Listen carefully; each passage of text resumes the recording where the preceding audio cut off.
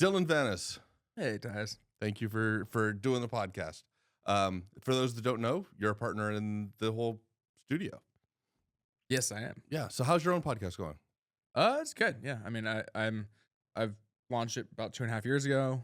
We this year I hit top 50 on iTunes in the business niche, and it's called Mindful Leaders. I've been able to interview some really large names, and I'm fortunate enough that I've been able to get some high quality guests on that have allowed me to grow my podcast. That's awesome. But outside of just podcasting, you're kind of the marketing guy. Sure. And so that's what I wanted to talk to you about today, because I figured there's a lot of insights that people could get from the marketing guy, the guy that knows all this stuff. That when I'm curious, I always turn to you. So what strategies, ideas, we can go from like the basic free stuff all the way into like the more dynamic things that most people don't think about, because you seem to always have your finger on the pulse of what's taking place. So if you were talking to a brand new podcaster that's like, I've got a budget of exactly 30 cents. Okay. What would you recommend they do? Okay. Well, 30 cents is not allowed to go off of. You're gonna. I'm basically saying free. Yeah. What are the free strategies to grow a podcast? So, the best thing to do if you are trying to grow an audience and have $0 to do it is authority hacking or hijacking. So you want to find someone who has an audience that you want to get in front of, and you find a way to get in front of them. There's a few ways you can do that. Sexual favors always seem to go over really well. Yeah. But what you can do is basically just like either build relationships with them. If they're your friends, they'll probably, do stuff with you. And then you shoot a podcast with them. And on social media, primarily on Instagram, you can do this thing called collaborations, where I make a post, I add you as a collaborator, and it shows up on both of our feeds. You could post 100 times on your own page and get 30 views on every one of those videos. But then the one video where we're both shared on it could get millions, or whatever my audience is. If I have 100,000 followers, maybe it'll get 30,000 views. And what you're doing is you're getting in front of my audience, and you're going to hijack or hack into my network through that. And as a collaborator, it's showing both of these people owning the same content? Yeah, pretty much. Yeah. So the way it works is it looks like it's kind of like if we just had both posted it, and it's showing both to our individual audiences, but it's shared. So at the top, people can tap and like go into your profile or go into my profile. And I think you can add up to 10 collaborators right now. And this would be not sharing the entire podcast. This would be like a clip from the show. Yeah. So the idea is most people aren't going to consume a whole hour long podcast. Even Joe Rogan, who's like the podcasting guy, right? He does 3-hour podcasts. For most people, it takes several sittings to go through one podcast. Even like the best, you'll be like, oh yeah, I started watching the Trump podcast, and I got a third way through. I'm gonna watch the rest later, right? Most people don't consume they'll enjoy consuming long form content, but not enough of it.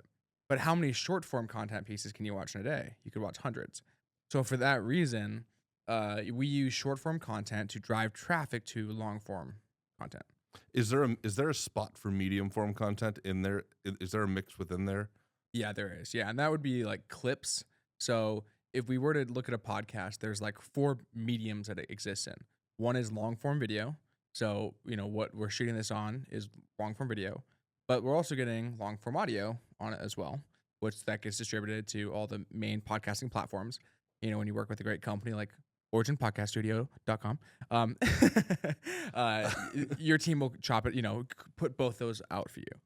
But then the 2 other mediums is shorts, vertical short form clips. But then there's like this other thing called basic clips, where it's like you can take 4 to 12-minute segments, and you'll see this. Joe Rogan has JRE clips on a YouTube channel where they're like not a short, they're a little bit longer. And those are great because they're like mini segments, so people will consume it. And then if they like it, they'll go watch the whole thing. So that's why those work really well. So I was studying his stuff, and after his first contract, or during his first contract with Spotify, where he wasn't really allowed to release anything, there was a moment when he started releasing stuff on YouTube, but every single clip was 7 minutes and 59 seconds long. Oh, interesting. Isn't that interesting? Yes. Why? We don't know exactly why, because I'm not in Joe Rogan's team. However, the 8-minute mark is where monetization and ads can be inserted.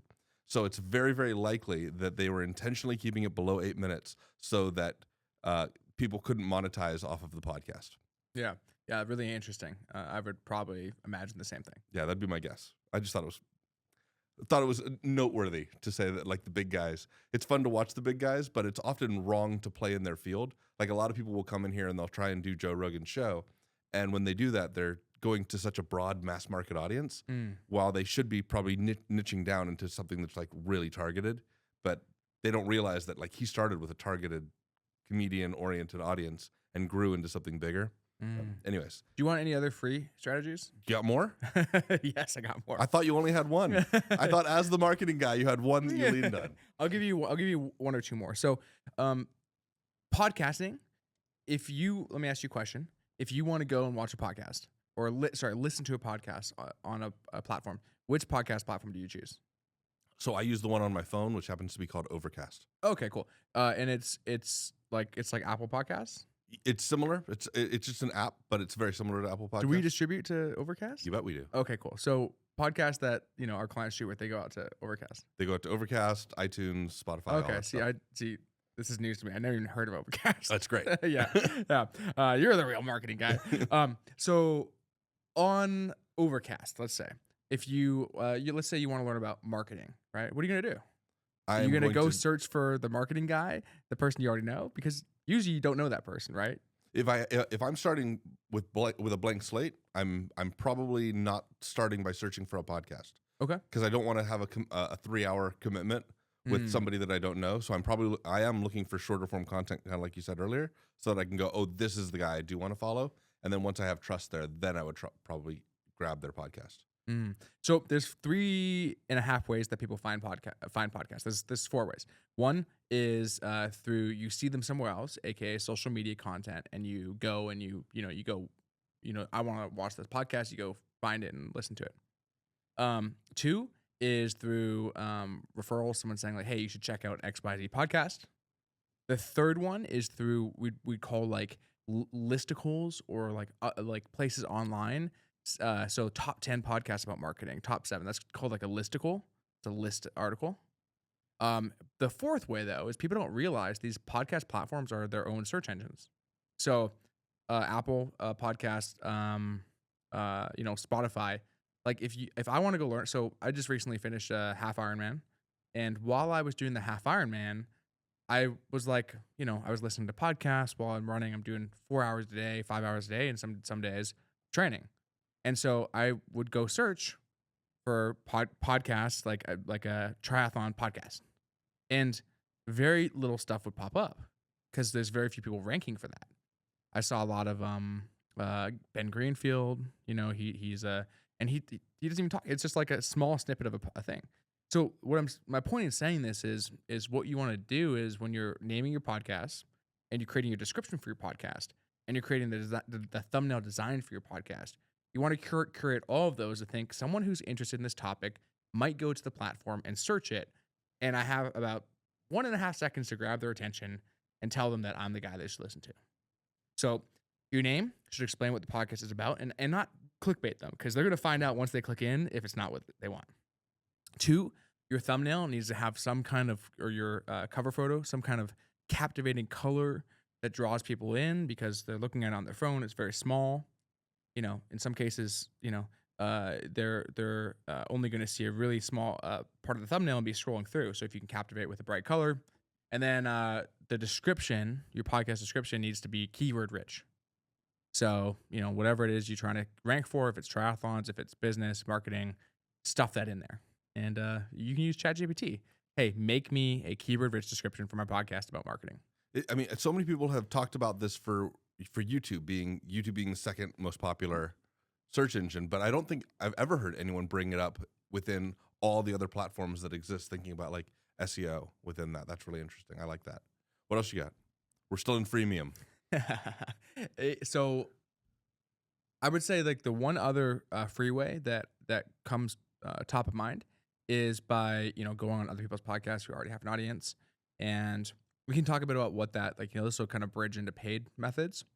But really what this looks like is if you are growing a podcast, you can do podcast swaps with people, get on other people's podcasts, but you just want to be conscious of the size of the podcast, because you can go on a lot of podcasts that have no following, and you end up just maybe getting the content out of it, but, Well, at least you get the content. You and get, the practice. you get the reps. Yeah. But yeah, whenever you ask anybody, the general consensus is get on other people's podcasts. And it kind of makes sense because those that are consuming that person's podcast are likely to consume another podcast. So you're at least in front of the right audience. Yeah, and do you consume a lot of podcasts? Yes. Yeah. I tend to lean more towards like video content, like YouTube content and stuff. You do? Yeah. Except for when I was training for my Ironman, because I couldn't watch videos until someone comes out with glasses that have a video screen on them. I just saw these glasses Is that yesterday. a thing? Well, I mean, there's like the Apple Vision Pro things, but like I just saw these ones that had like only text. And I was like, why would you just want text? And then they're like, and you can use it as a teleprompter. And I was like, oh my gosh. I was like, I don't know if I can justify $700 right now, but that's cool. All of a sudden, Kamala Harris now is wearing glasses. Yeah, 100%. So on getting on great shows, and you mentioned bridging into the, kind of the paid version of this, there are paid versions of pay to play within getting on shows. Yeah. What does that look like? What is it? Okay, so to get on podcasts, there's 3 ways people typically get on podcasts, and most people don't even understand the most simple way to make it happen. And so, there is people who will take a bribe to get on their podcast. And for the way that, they justify it is like, I have all these other people that want to be on my show that are a little more interesting than you. If you give me some money, I'll give you a spot on my show. That's how a lot of people justify it to themselves. But the reality is it's a business. If you've figured out how to make money, then why not do it? Right? It's been around for, a long time. People It's pay to nothing be on. different than an ad, right? Like you're literally paying to get in front of a large community. That dude, I hadn't thought specifically of that use case, but that example, that's smart. But it is just no different than that. No different than like people pay for ad space on someone's podcast. I think the problem some people have with pay to play is it feels like we're having an organic conversation, but if I paid to be on your show, then it's like you're not actually like, like you're not really endorsing me, but a podcast is an endorsement in some sense. Are you telling me that you're not going to pay for this appearance? Wait, I have to pay for this? So, but I say all that to say this is you can pay to be on a podcast. Then you can, so that would be called like paid media in like traditional kind of how we run PR companies. And I would say it's no different than being on Fox or CNBC or MSNBC or MSDNC, just saying ridiculous things here. But people pay to be on those shows, right? So pay to play. Then there's like earned media, which is where you're have someone who's pitching you to go on podcasts. And you can go out and have someone pitch you to be on podcasts. There's agencies that do this, and you can pay someone a few grand a month to get you on shows. And then there's like my favorite way, which is the free way, which is just relationship. Like we're doing this podcast because we have a relationship. It's very intimate. And I'm sliding you some money too. Right, Of the table. course. But the thing is with any relationship, I've had amazing people on my podcast that, quite frankly, probably are too good for my show. But they came on my show because I had a solid relationship with them. And so if you can foster relationships with high quality people, if someone asked to pick my brain over lunch, I'm not going to do it. If they ask me to pick my brain over a podcast, I'm going to do it. Why? Because I'm getting content. I'm getting to talk with someone. I'm potentially going to get exposure. So all those things justify it for me. So method number 1 is pay to play. Method number 2 is earned media, either pitching yourself to shows or getting an agency to do it. And then the third method is relationship based. Well, let's expand the relationship one, because you're also an expert on growing people's like social media accounts and things of that nature. This is things you've done many, many times. And I do see a lot of people that will end up going on shows or getting guest spots on shows simply because they've got a huge audience. And nowadays, the subscriber count doesn't matter very much. What matters a lot more is, are they watching the following episode than the subscriber count? That the subscriber count has become a vanity metric more than anything else. However, that vanity metric does seem to open doors when you're talking about intimate relationships or creating, opening the door to getting on somebody else's show. They might look at it and go, hey, this guy's got a million subscribers. That might not matter at all to the algorithm anymore. However, it will matter a lot to an individual going, maybe I do want this guy on my show. So that's kind of a different route, even though it is relationship based, right?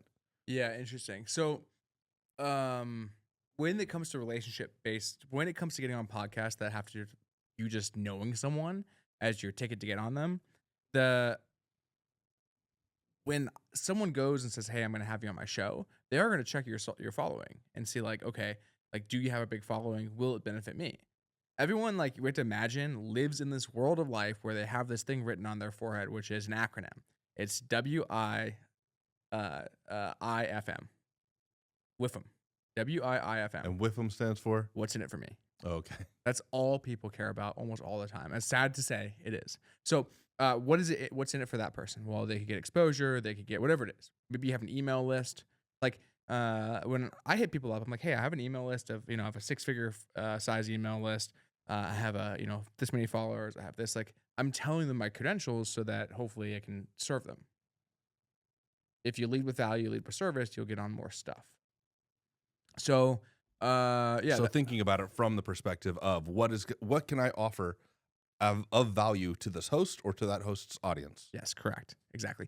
And with that being said, what does that person, what do they want? What are they trying to achieve? And how can I curate what I'm providing them? Now, the thing is, in today's world, like you can go to, these Indian sites and buy, 100,000 followers for $10 and, now look like you have a following. So I'm not suggesting to do that. I'm just addressing the fact that that is kind of a problem. And so if you're a host looking for people, you need to be mindful that most people that have large followings, many people, have done some form of that at some point. And to be mindful if that's all they're bringing to the table. Yeah. You have to be aware that there's multiple methods within everything. Mm-hmm. Okay, so we've got the going on other people's podcasts. Can we talk about pay to play real quick? Yeah, let's go down. So every single podcast is willing to take money for a guest to be on there. I am not, unless it's a lot of money. With that, we're gonna. Joe Rogan is the only person who won't accept money to be on his podcast. I bet he would. It just has to be like the dollar amount would have to be incredible. How much money would Joe Rogan need to be on his show? It would be outrageous because he's so bloody rich. I don't think there's an amount of money that Joe Rogan would take to have anyone on his podcast. $100 million, he would do it. I don't know. I mean, I'm just guessing, but $100 million, that's what he got from Spotify the first time around? Like, so let me tell you a story. Okay. He definitely says he won't, and so far he has not. Well, we don't know that. According to, I believe him. I believe it, and I've gotten people on Joe Rogan's show, and like it seemed pretty organic in that capacity. With that being said, I think if he could use the money to provide great value to other people in exchange for 3 hours, the problem is he's got so much money that he could do a lot without needing somebody to give him money. And if someone has $100 million, they probably don't need to go on Joe Rogan's podcast. Absolutely true. Yeah. Absolutely correct. Yeah, that's a good point. So I had a client through my PR company that came to me and he wanted to be on people's podcasts. And I told him, I'm like, look, I can probably get you on 90% of podcasts that you want to be on. Depends on your budget and what you're willing to pay, but can't get you on Joe Rogan's. And he said, no, it's all good. I'm going on Joe Rogan's in 2 months. Oh, wow. Good for him. Wow, good for you. I was like, how did you do that? He's like, there's a guy. If you ever need it, it's $50,000. And yeah, and that's what I said. I said, dude, I don't think so. And he told me he'd paid $50,000. And I was like, dude, just got ripped off of $50,000. Wow. So, dude, I forgot about it. Life went on. This is 2 years ago. I hit him up like a month ago. I said, did your episode with Joe ever air? I don't know if I saw it. And he said, no, it was a scam. Yeah. And I was thinking in my head, I'm like, how did you get scammed? Like, who gets scammed of $50,000? It's a lot. Yeah, a lot of money. It's a big con. And when it comes to podcasts, like, so that being said, I was like, I'm like, okay, that further reiterated the fact that, you can pay to get on podcasts. I know many guests, many hosts of podcasts that have taken, there's guys I know that have podcasts that don't even reach that many people, that are in like, not even in the top 100, that are charging 20, 30 grand to be on their podcast. Wow. Yeah. Yeah. So, Oftentimes you don't even want to have the biggest audience out there, because a lot of times advertisers, if you're monetizing a podcast, oftentimes those advertisers want micro or nano influencers because they're so targeted, as opposed to like the big guys, which they have to pay a ton of money to, and they're not getting a targeted audience. so like, let's say, I sold like, cookies, healthy cookies, made by woman for woman, something like That that. a frame. There it is. So this is called it's called the Choc Chip Cookie. It's a made woman for all, and it's allegedly a cleaner cookie, right? I would probably have more success with this being on some kind of like Cooking show, health show. yeah. Absolutely. Then podcast show. Although podcasters eat a lot of cookies, I'm guessing.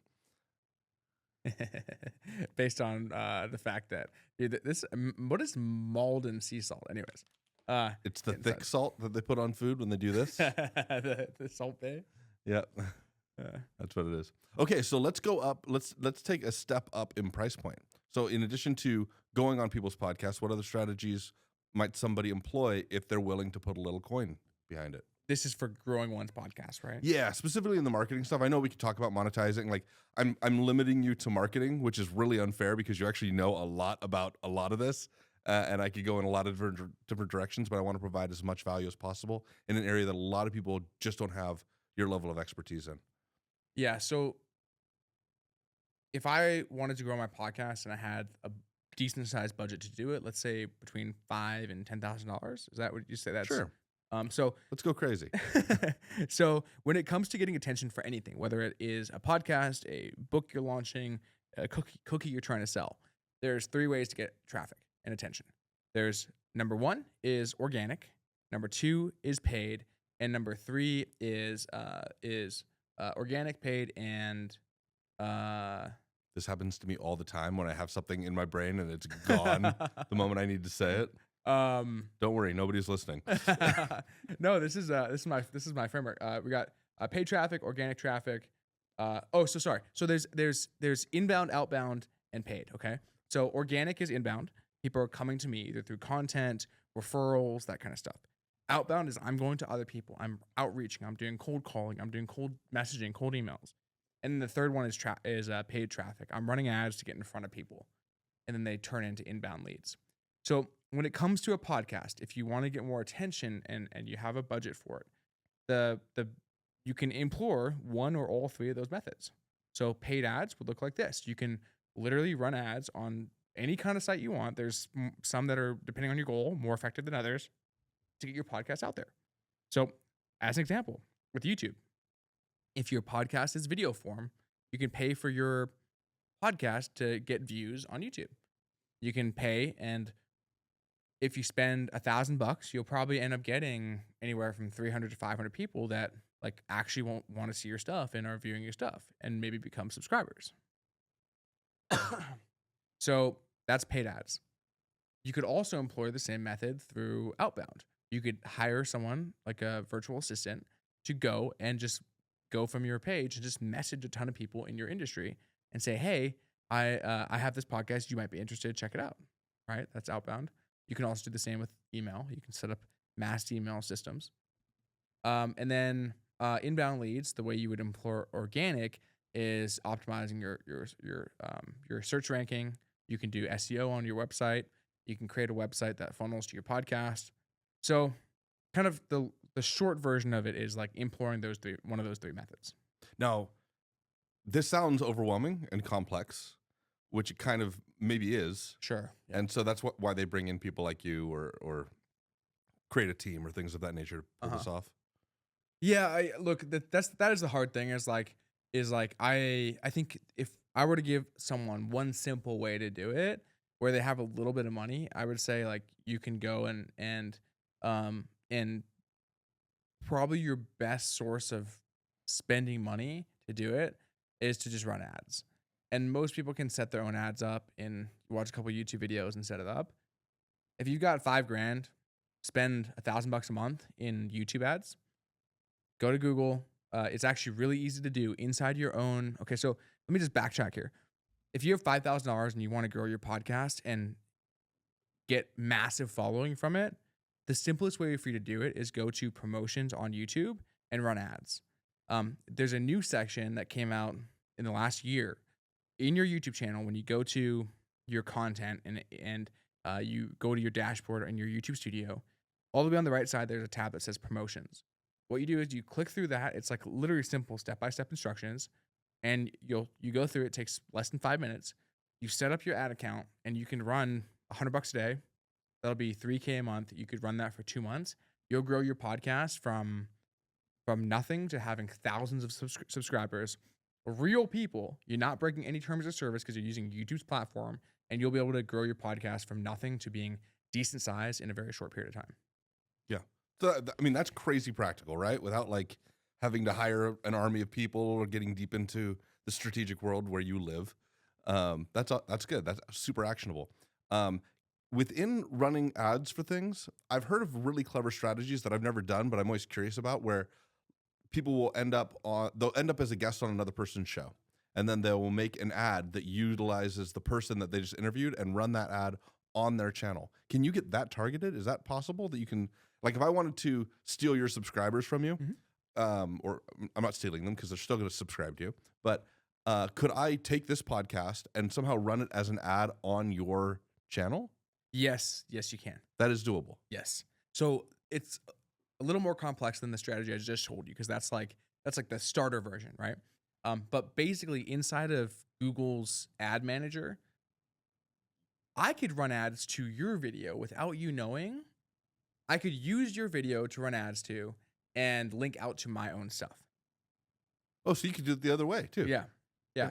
So basically the way you do it is you go and you put in, you connect a video that you want to run ads to, and you run ads to it, and then you put a link there that it clicks out to. The way I would do it is, if you wanted to use this podcast and target my audience, the way you do it is when you're setting up an ad inside Google's ad manager, is you go in there and you put my YouTube channel and say, anyone who watches a video from Dylan, I want them to see this. And it'll, before they see my video, they'll see your podcast. So it's running a cookie that's tracking where they're going through the web. Yeah. Basically, they hit that video and they go, okay, this person's interested in Dylan. Run this ad about Dylan on to those people. Pretty much. It's even simpler because Google owns YouTube. So they just say, like, anytime someone sees that video, or like before that video, they want you to see your ad. And if there's, let's say I'm super popular, let's say I'm Alex Hormozy, for example, there's going to be a lot of people bidding for his videos, because people think, oh, but like my videos, there's probably less people bidding for that. So for that reason, like you would probably be one of a small handful of people bidding for that. So you'd be able to get in front of almost all my followers, all my people, if you wanted to. Wow. And I mean, that's one of a billion different strategies. How would you, if you wanted to get help on something like this, where should people go? Like, obviously you've dropped a ton of value, and if people were just to follow that alone, like, more power to them. That's amazing. But if it's not clear, there's really sophisticated strategies with people that know a lot about this. How would they get in contact with somebody like that? How would they find somebody like that? Do they just call you? I think they should call you, because you run. I was just going to put your phone number up on the screen. Call number 123 4. Tyus's number starts with 123 456. So you could test the other numbers, all ladies out there, and try to find the rest of it. And that's not a joke. Literally, that's the number. That being said, there's one other strategy I do want to share. Oh, I'd love that. Which is, there's these things called Wi-Fi hotspots. Okay, so if you've ever noticed someone's podcast jump to the top 10 list or top 20 list, and you're wondering, like, this, I've never heard of this person. How are we doing? How's that person doing it? You ever wonder how or why? This person has 5 reviews on their podcast. They're nobody. They're probably cool, but like hypothetically in the realm of podcasting, no one's heard of them before. They're doing it through paid ads. Now you can run ads in various networks. One of them is Wi-Fi hotspots. So those, airports, they have free Wi-Fi. Yeah. But before you connect, they make you watch a video. You can put your own podcast as that video. So on iTunes. So I could put my podcast in that video slot. It's very affordable because but it counts as a stream or a listen. Yeah, any download counts. Exactly. In the world of podcasting, we can't actually track when people leave the podcast unless you own the platform. And since a podcast is an RSS feed, basically all you get is somebody downloaded or they didn't. Yes. And you can do the same thing with those video games where you can watch ads to get tokens, in-game tokens. You can advertise on those networks too. So if you want to grow your podcast or you want to grow your ranking of the podcast and make it, help get up the ranking to hope in theory that you can then, you get in front of people and then they like your stuff. That's kind of another mechanism that I found really interesting. That is super interesting. But going back to the vanity number, right? Like that doesn't actually build a real audience. It builds a really powerful vanity number that you can hopefully leverage into building a real audience. Well, the thing is a lot of people are stupid. Okay. And if I'm going to go look for a podcast, I'm going to look for the podcast that other people say is good. And if I see someone in the top 10, top 50, top 100, I'm going to just naturally assume that's a good podcast.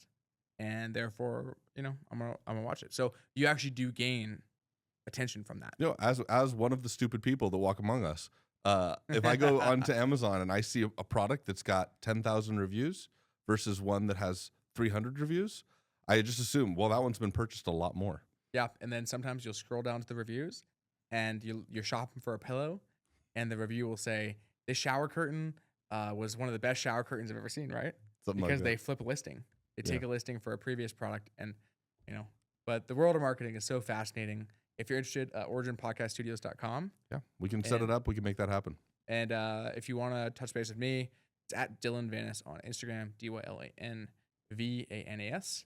Not bananas. Last time I stayed at a Ritz-Carlton, if you ever stayed at a luxury hotel, they say they learn your name and they say it everywhere you go. And they thought my last name was Bananas. And I thought it was too funny to correct them. So good choice. The rest of this day, oh, hello, Mr. Bananas. Everywhere I walked around and I just smiled and laughed and I appreciated it. That's awesome. Thank you for doing this. Thanks, man.